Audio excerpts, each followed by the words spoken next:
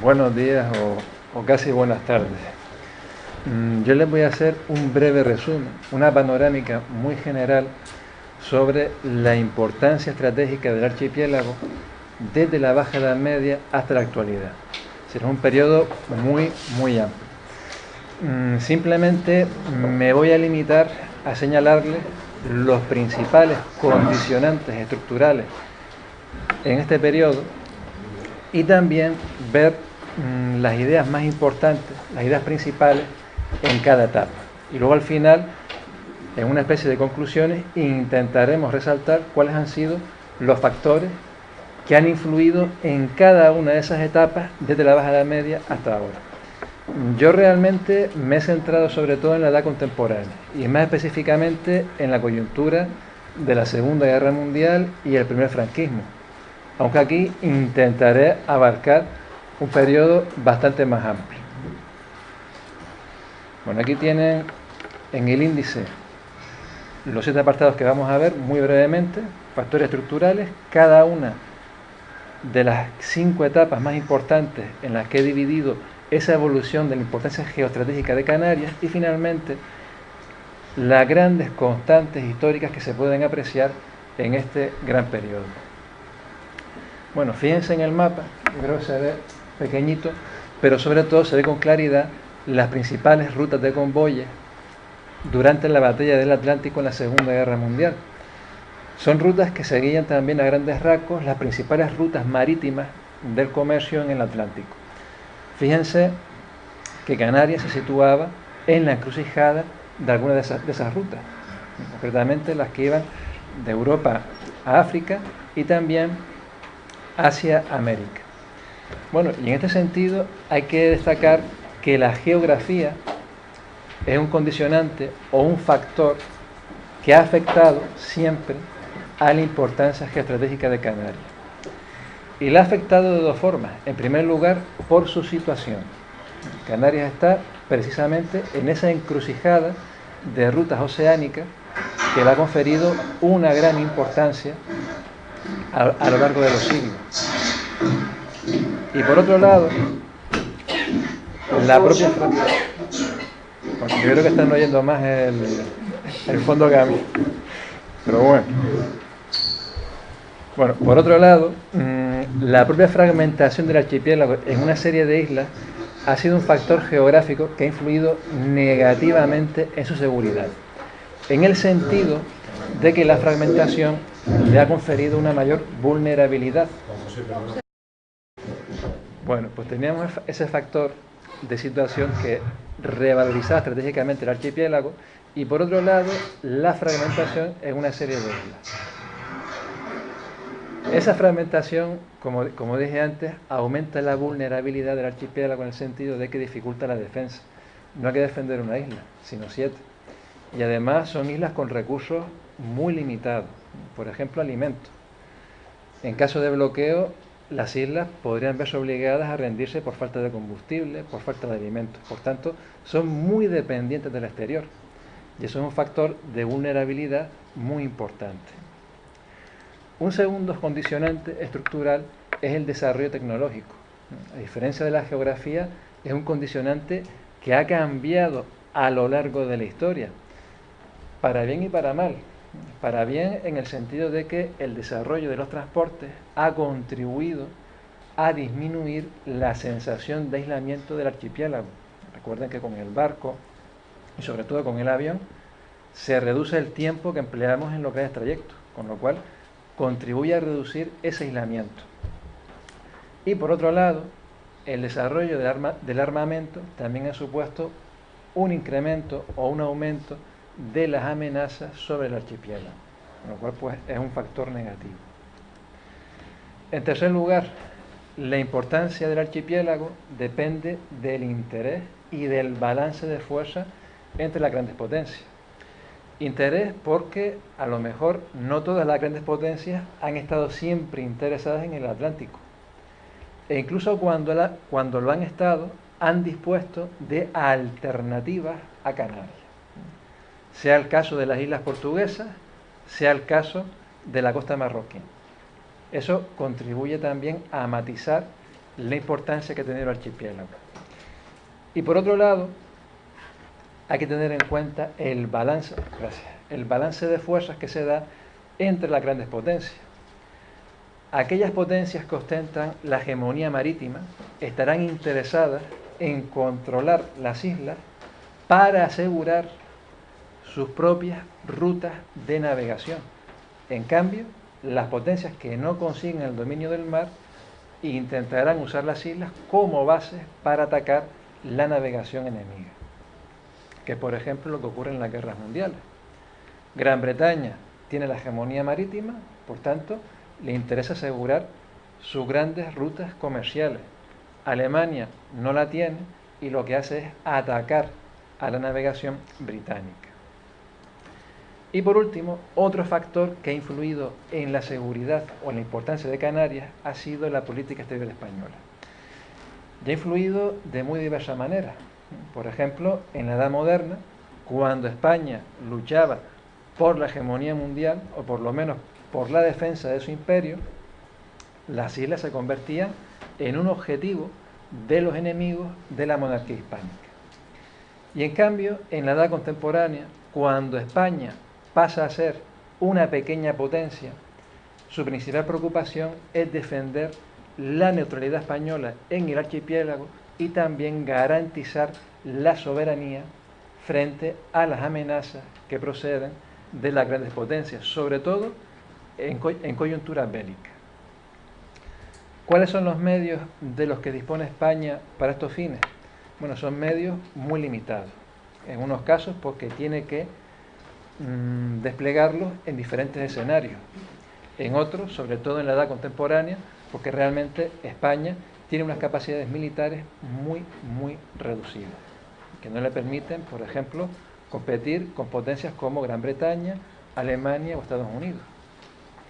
Y por tanto, en este sentido, la defensa o la seguridad de Canarias en la edad contemporánea ha dependido también en gran medida de la diplomacia. Bueno, vamos con la primera etapa, una etapa que se inicia durante la Baja Edad Media y que se puede prolongar hasta la segunda mitad, incluso finales, del siglo XVI. Bueno, es una etapa en la que Canarias se va a convertir en la nueva frontera de la Corona de Castilla y en un territorio en el que inicialmente se va a desarrollar el mismo tipo de guerra fronteriza que se aplicaba en la península ibérica, sobre todo durante la Reconquista. Es decir, las islas se van a convertir en objeto de las incursiones, de expediciones que salen de Mallorca, de Cádiz, de otros puertos peninsulares en busca de esclavos. Y son incursiones que se dan sobre todo en el siglo XIV y llegan al XV. Y a principios del XV, una de estas expediciones, la de Jean de Bettencourt y Gadifer de la Salle, va a intentar crear lo que se conoce como el reino feudatario de Canarias, feudatario de la Corona de Castilla. Es un reino muy débil, en el cual Bettencourt y la Salle intentarán conquistar el archipiélago, aunque en realidad solo tendrán capacidad para ocupar Lanzarote, Fuerteventura y el Hierro. A partir de ahí, quedará inconclusa la conquista de las demás islas, hasta que ya a finales del siglo XV los reyes católicos la cometen. Los reyes católicos se van a lanzar a la conquista del archipiélago por dos razones.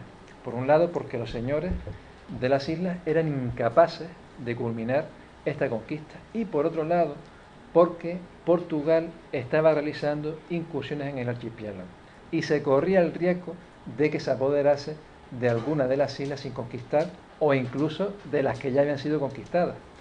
Por tanto, hacia 1478, los reyes católicos acometen la finalización de la conquista del archipiélago y lo van a hacer usando no solo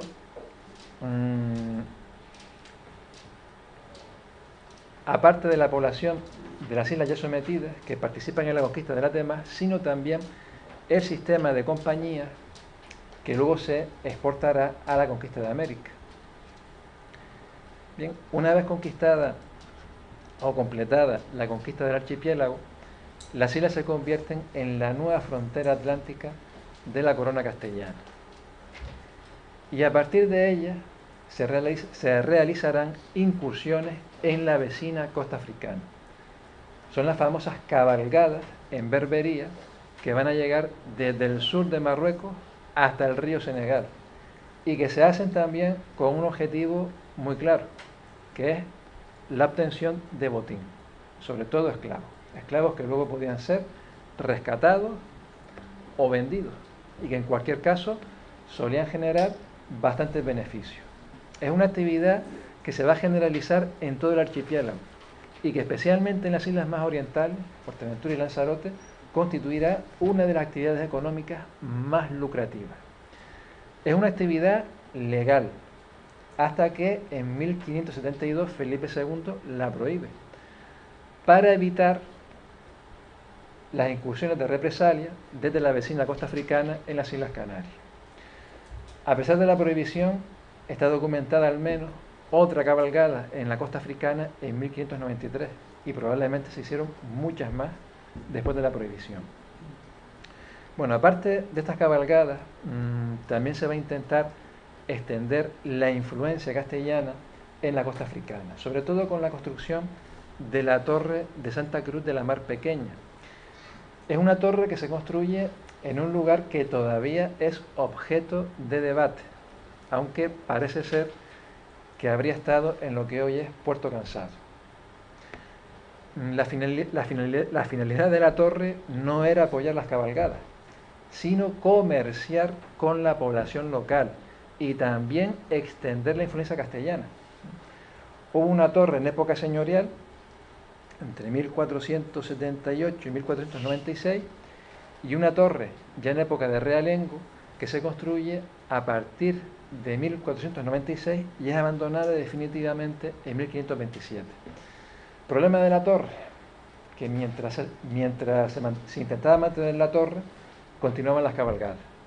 Y obviamente esa misma población con la que se iba a comerciar era víctima de las cabalgadas, con lo cual al final se mostraba hostil a la presencia de la torre.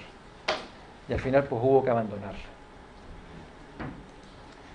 Canarias también jugará un papel importante en la proyección de la corona de Castilla hacia América. Piensen que Canarias era la última escala en un viaje de 20 o 30 días y por tanto la última oportunidad de conseguir víveres frescos, incluso de completar tripulaciones o expediciones de conquista. Y de hecho, en Canarias se van a completar expediciones dirigidas al Río de la Plata, a Nueva Granada, al Perú, etc. Realmente los reyes católicos y en general la monarquía hispánica no era muy proclive a permitir que los canarios se alistaran en estas expediciones, ya que se corría el riesgo de despoblar el archipiélago. Por tanto, intentaron limitarlo. Pero ya fuera de forma legal o ilegal, muchos canarios se alistaban en estas expediciones con el fin de buscar un futuro mejor en América. Una vez concluida la conquista, continuará el reclutamiento de canarios para mejorar la defensa del imperio americano, sobre todo en el siglo XVIII. Y es un reclutamiento que se hará de dos formas. Por un lado, mediante el alistamiento de soldados y las levas de vagos y maleantes para completar las plantillas de las unidades de guarnición en América, y por otro lado, mediante el envío de familias para asentarlas en aquellas zonas de frontera amenazadas, bien por la acción de los pueblos prehispánicos, bien por una posible intervención de otras potencias coloniales rivales. Estamos hablando, por ejemplo, de la Luisiana, Texas, el Río de la Plata, Santo Domingo, etc. Son territorios en los que habrá una presencia canaria muy, muy importante, sobre todo con esta finalidad defensiva. Bueno, antes de que acabe esa esta segunda etapa, las islas se van a convertir también en un punto estratégico fundamental de cara al Nuevo Mundo. Todas las expediciones españolas que se dirigen hacia América harán escala en Canarias. Y todas las expediciones inglesas, francesas, holandesas y en general de los enemigos de la monarquía hispánica que se dirigían a América, también. Con la misma finalidad, completar tripulaciones, completar víveres, etc. Canarias jugará o disfrutará de un papel fundamental, privilegiado, en el comercio con América. No solo en el comercio legal, sino también en el contrabando. Contrabando que incluso aprovecharán para la exportación de esclavos procedentes de la Guinea y la Angola portuguesa, dirigidos hacia el Brasil. Y en el Brasil se podía obtener plata que procedía del Perú. Bueno, plata en este caso obtenida de contrabando. Se vendía ilegalmente por el Río de la Plata y luego se embarcaba para pagar esos esclavos y también los embarques de vino. Bien, dado este valor que va a tener Canarias como punto de paso obligado hacia América, serán frecuentes los ataques navales de los enemigos de la monarquía hispánica. Inicialmente Francia, pero también Inglaterra y las Provincias Unidas. Son ataques que normalmente no tienen como objetivo la conquista del archipiélago, sino el saqueo de las principales ciudades y villas para obtener botín, o incluso la captura de algún barco que procedente de América pudiera haber llegado con algún cargamento de oro, plata o cualquier otra mercadería de valor. Excepciones. Bueno, se supone que hay dos. Una de ellas la tienen en la imagen, que es el ataque de la Armada holandesa de Van der Does a Gran Canaria en 1599. Bueno, se supone que es una excepción porque Van der Does exigió el pago de un tributo en reconocimiento de la soberanía de las Provincias Unidas sobre la isla, después de ocupar la ciudad de Las Palmas. Bueno, como no se le pagó el tributo, terminó quemando la ciudad antes de abandonarla. La segunda excepción se supone que es el ataque de la flota británica de Nelson en 1797 a Santa Cruz de Tenerife. Y se supone que es una excepción porque Nelson traía órdenes en las que disponía la ocupación de la isla durante un periodo más o menos prolongado, en las cuales incluso se había previsto qué leyes tendrían que seguir la población civil durante la ocupación. No todos los historiadores están de acuerdo con que realmente el objetivo fuera una ocupación permanente, pero bueno, podrían ser esas dos excepciones a la regla. Aparte de este tipo de ataques navales procedentes de Europa, también se van a dar las incursiones de los piratas berberiscos, desde el siglo XVI hasta mediados del XVIII. Son incursiones que inicialmente se hacían como represalias a las entradas canarias en la costa africana, pero cuyo fin principal será la obtención de botín. Y cuando digo botín, quiero decir esclavos. Piensen en el caso de Lanzarote. Lanzarote es invadida y ocupada 4 veces en menos de 50 años, concretamente 1569, 1571, 1586 y 1618.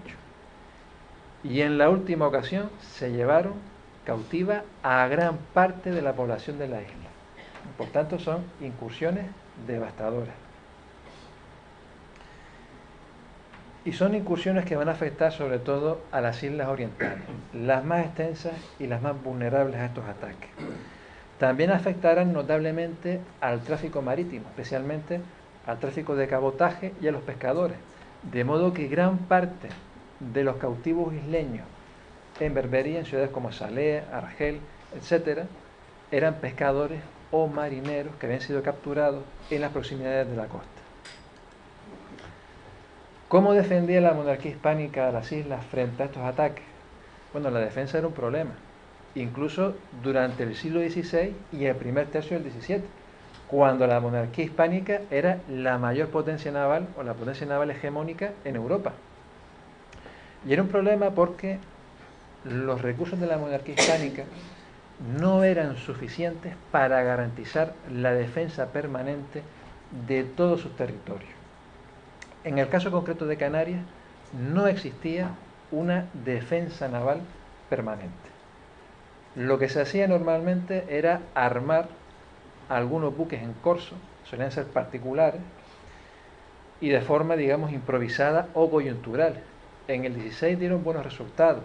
En el 18 se hizo incluso con corsarios franceses que tenían como base los principales puertos canarios.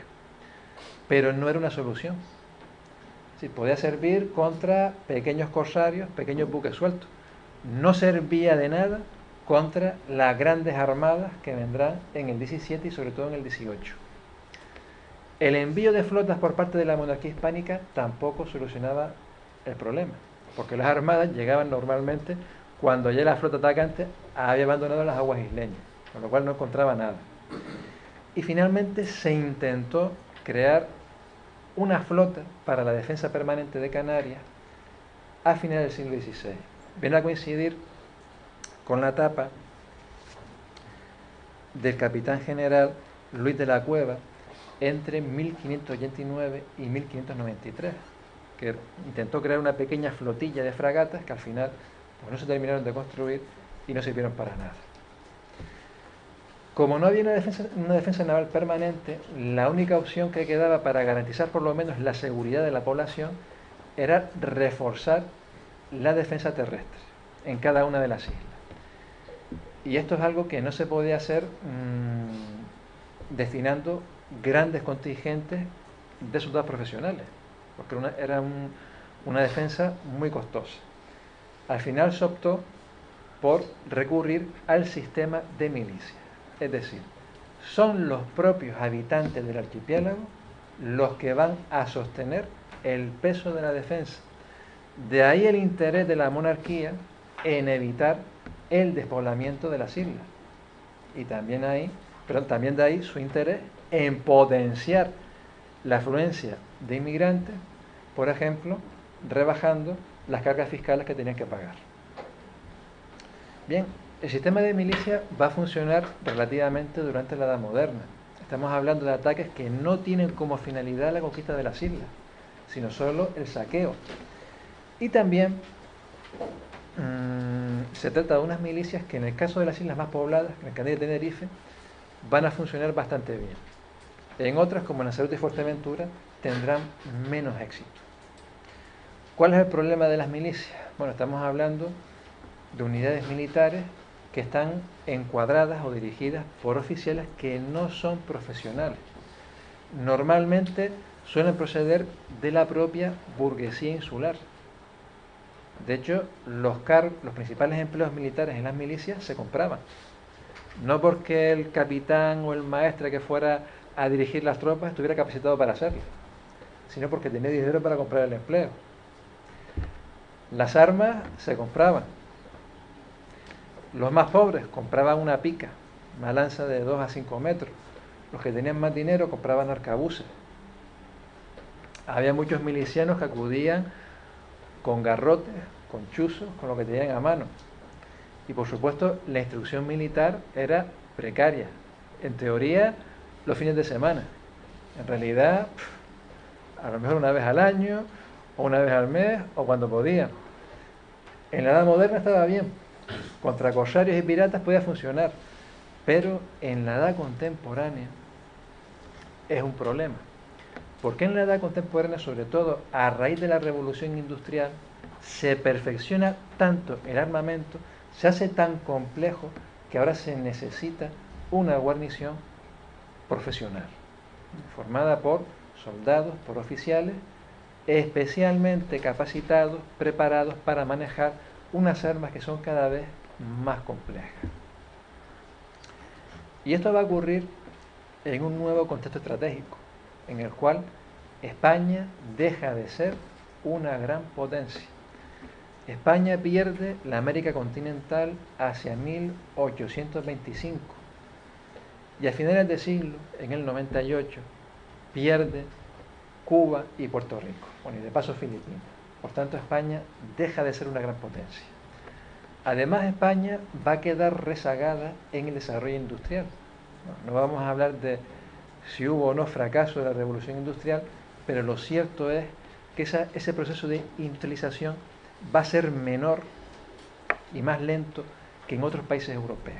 Por tanto, España tendrá una mayor capacidad económica. Y a partir de mediados del siglo XIX, el poder militar va a ir muy estrechamente ligado a la capacidad económica de los países. Bueno, de hecho, la guerra o la capacidad para mantener la guerra siempre había estado estrechamente unida a la capacidad para pagar los ejércitos y las armadas. Pero ahora además será necesario contar con una industria potente, desarrollada, que pueda equipar, armar a grandes ejércitos y a grandes flotas. Y eso no lo van a tener todos los países, especialmente a partir de la segunda revolución industrial.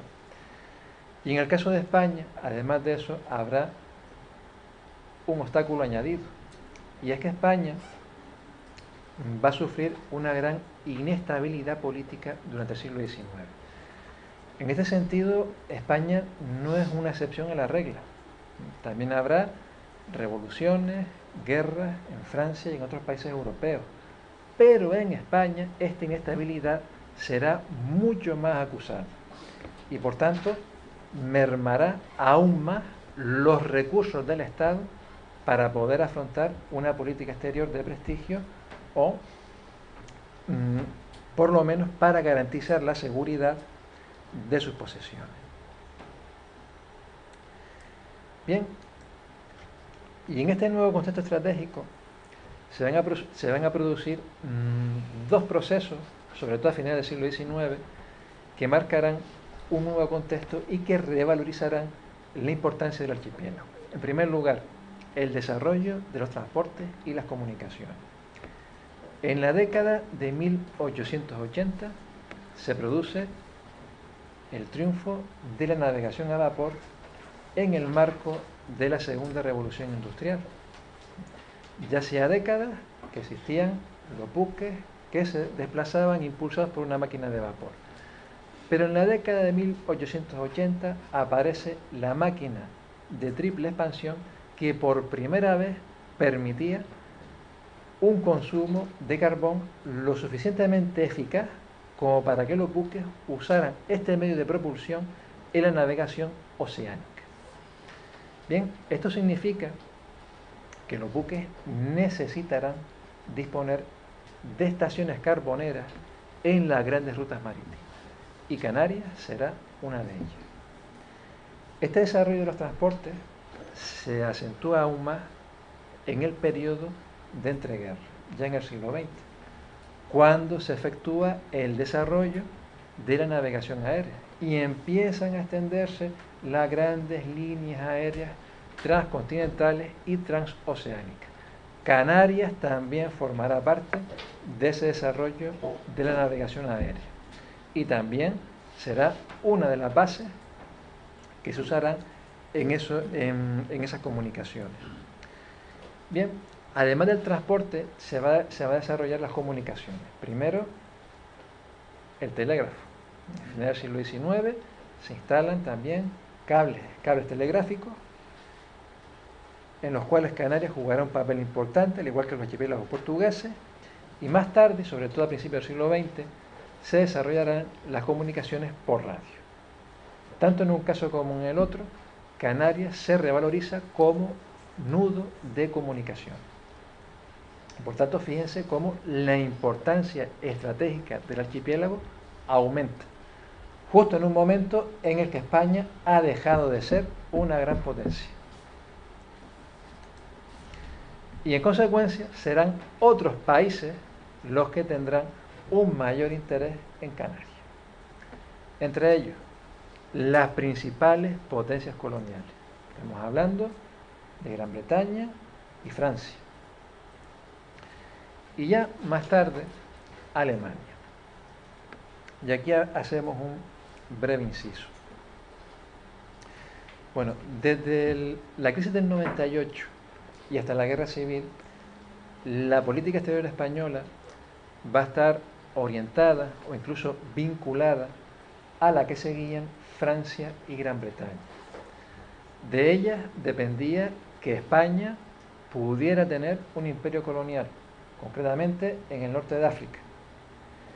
Y de ellas dependía también la seguridad del archipiélago y otras posesiones españolas, ya que España no tenía medios por sí misma para garantizarlo.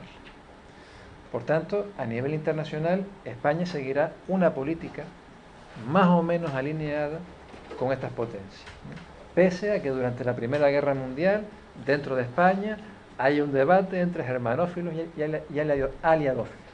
El gobierno español lo tenía claro, tenía que estar con Francia y con Gran Bretaña. Y por supuesto, Francia y Gran Bretaña también lo tenían claro. Y por eso presionaron al gobierno español durante la Primera Guerra Mundial para que mantuviera una neutralidad benévola hacia ello. Ahora bien, ¿qué ocurre en el periodo de entreguerras? Bueno, en el periodo de entreguerras aparecerá una serie de potencias que discutirá, que cuestionará el orden colonial que se mantenía hasta ese momento. Estamos hablando fundamentalmente de Alemania, Italia e incluso España. Alemania intentará crear un gran imperio en África Central, desde el Atlántico hasta el Océano Índico, para el cual necesitaba bases situadas en el noroeste del continente, es decir, en Marruecos y en Canarias. África también va a aspirar a construir un gran imperio norteafricano, tanto en el caso alemán como en el italiano, a costa de Francia. Vale, efectivamente. Ahora veo yo. Bueno, y finalmente tenemos a España. A partir de la Guerra Civil, el bando sublevado, lo que luego será el régimen franquista, también tendrá aspiraciones coloniales, concretamente en el noroeste de África y en el África Central. Son unas aspiraciones que intentaba conseguir a costa de Francia y en menor medida de Gran Bretaña, y que solo podía realizar con apoyo alemán e italiano. Por eso, desde la Guerra Civil, concretamente desde el año 38 como mínimo, el régimen franquista, el primer gobierno franquista, ya estaba haciendo planes para participar en una futura guerra al lado de Alemania e Italia contra Francia y Gran Bretaña. Bueno, dicho de paso, Alemania e Italia también eran las dos grandes potencias que lo estaban ayudando, que lo estaban sosteniendo durante la Guerra Civil. Y por supuesto, Gran Bretaña era perfectamente consciente de este giro del gobierno español en política exterior. Era tan consciente que durante la Segunda Guerra Mundial temió que España finalmente entrara en la guerra. Recuerden que al principio de la Segunda Guerra Mundial España se declara neutral, pero en junio del 40 se proclama no beligerante. Realmente la no beligerancia no es un estatuto o una cualidad o una figura jurídica reconocida. Es simplemente una figura que se inventó Mussolini en septiembre del 39, cuando no estaba en condiciones de entrar en la guerra, para dar a entender que estaba alineado con uno de los bandos enfrentados, concretamente con Alemania. Bueno, pues Franco hace lo mismo en junio del 40. No puede entrar en la guerra porque no está preparado para hacerlo, pero cree que ha llegado el momento. Francia está a punto de firmar el armisticio. Parecía en aquel momento que Gran Bretaña se iba a rendir también, y por tanto era la ocasión de ofrecerle al gobierno alemán la participación española en la guerra, a cambio del Marruecos francés, de territorios en Mauritania, etcétera, etcétera. Bueno, Gran Bretaña en un principio no conocía estas gestiones diplomáticas del gobierno español en Berlín, pero era consciente del acercamiento español a Alemania y por tanto temía que España atacara Gibraltar o que permitiera que Alemania lo hiciera. En cualquiera de los casos, Gibraltar quedaría anulada como base naval y en consecuencia sería necesario buscar una alternativa. Esa alternativa estaba en Canarias. concretamente en el puerto de la Luz, que era el puerto con mayor capacidad para albergar grandes buques de guerra de superficie como acorazados y portaaviones. No era la única alternativa, estaban también las islas portuguesas, sobre todo Madeira y Azores, pero ninguna de ellas tenía las infraestructuras marítimas y aéreas de las que gozaba Gran Canaria o Tenerife. Y por tanto, Gran Canaria se convirtió en el principal objetivo de la planificación militar británica a la hora de buscar una alternativa a Gibraltar, entre mayo de 1940 y noviembre del 43, cuando por fin se archiva la planificación militar con respecto a Canarias. Ya en ese momento estamos después de la firma del armisticio italiano, ya se consideraba improbable o imposible que Franco quisiera entrar en la guerra, por tanto no tenía sentido mantener esta planificación.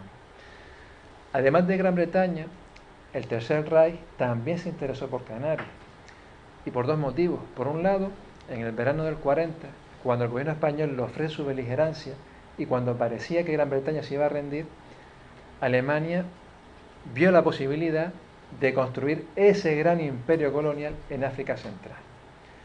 Y en consecuencia decidió que había que pedir al gobierno español la cesión de una de las islas para establecer una gran base aeronaval en ella.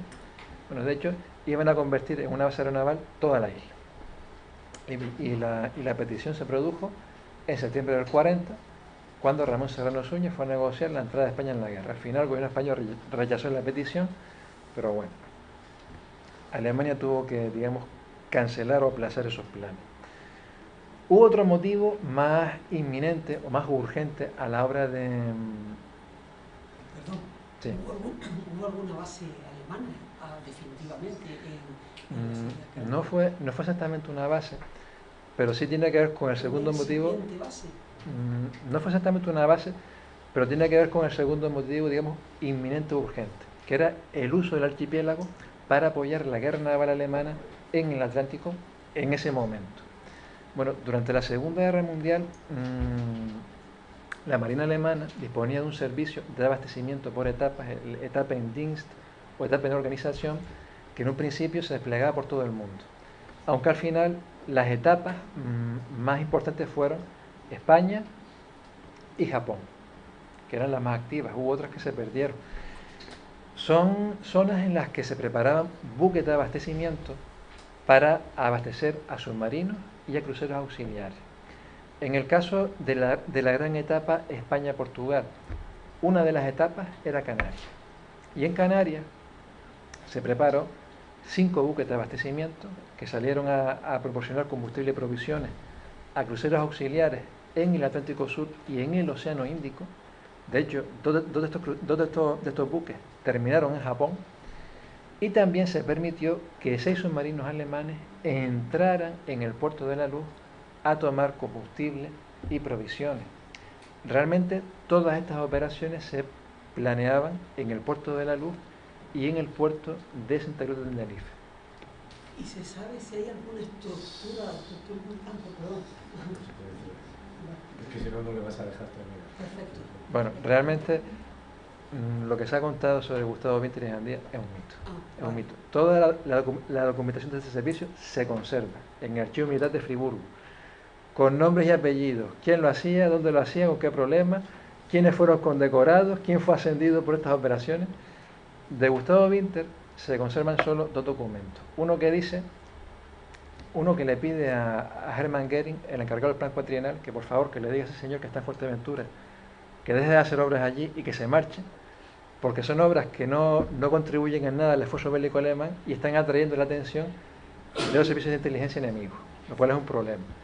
Y el segundo documento es un informe del ABWER, del Servicio de Espionaje de Alto Mando de las Fuerzas Armadas, sobre Gustavo Winter, para saber qué estaba haciendo él en Fuerteventura, porque ellos no lo tenían muy claro. Con lo cual yo entiendo que él no tenía que ver con esas operaciones. Bueno, dicho esto, durante esta etapa se va a producir también un gran esfuerzo defensivo español para garantizar la seguridad de las islas. En el 98, final del siglo XIX, principio del XX, se hace un primer esfuerzo, sobre todo con la instalación de una serie de baterías para la defensa de costa, que tienen una de ellas.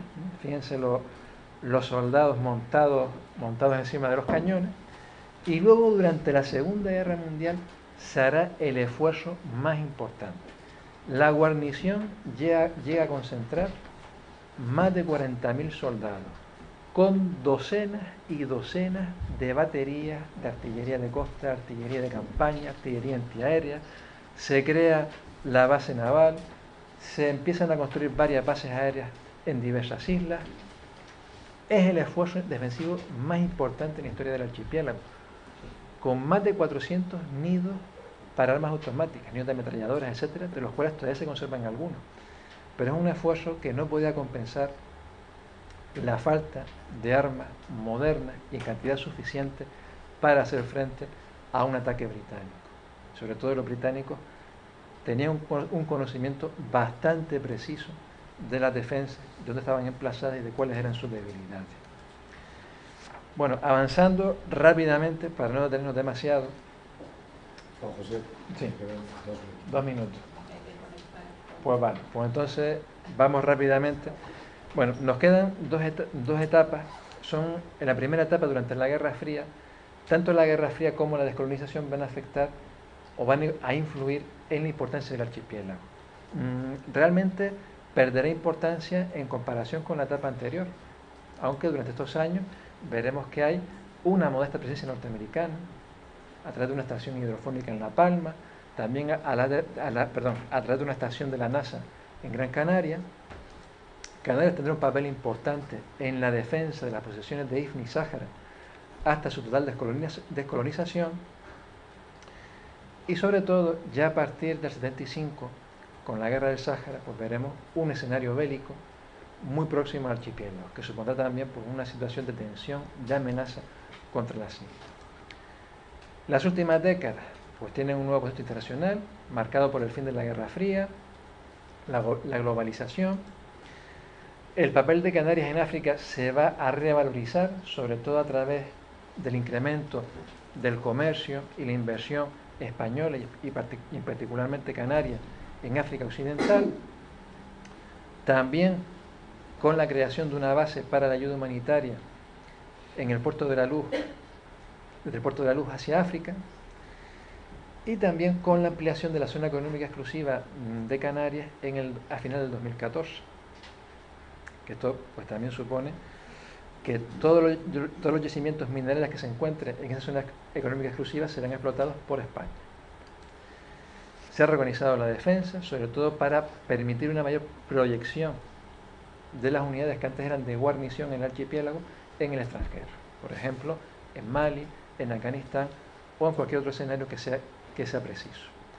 Bueno, ya para recapitular, constantes históricas que han contribuido a revalorizar a Canarias. En primer lugar, la situación geográfica, en esa encrucijada de rutas internacionales.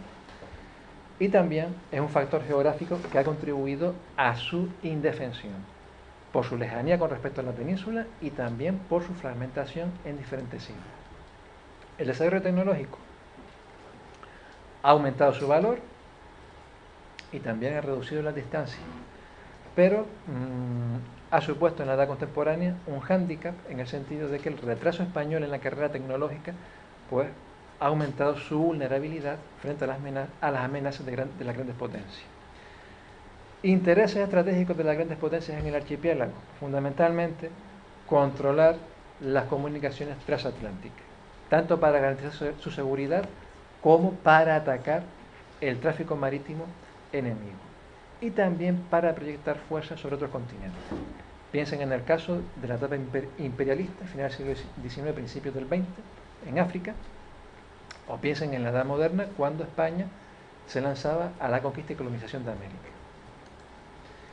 Y finalmente, la política exterior española también ha contribuido a esta importancia estratégica del archipiélago, tanto como base de operaciones con respecto a África, especialmente en la edad contemporánea, en lo que es la guerra de Ifni-Sáhara, 56-58, o también para la conquista de América.